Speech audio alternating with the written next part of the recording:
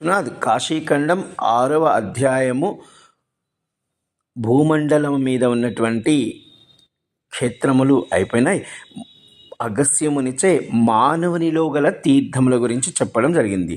కాశీఖండం 6వ అధ్యాయంలో లోపాముద్రాదేవి దక్షిణయాత్రలో భాగముగా మానవునిలో గల తీర్థముల గురించి వర్ణించమనగనగా, అయితే మనము మానస తీర్థముల గురించి తెలుసుకునే ప్రయత్నం చేద్దాం. మానస తీర్థము అనగా మానవులలో ఉండేటువంటి గొప్ప తీర్థములు ఏమిటి? ఆ తీర్థములు అంటే సత్యము.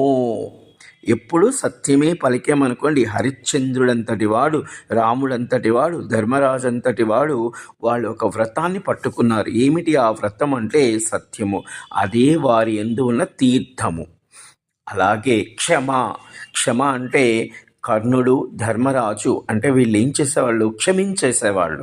అంటే మనలో ఉన్నటువంటి 2 గొప్ప మానస తీర్థములు ఏమిటి? సత్యము, క్షమ.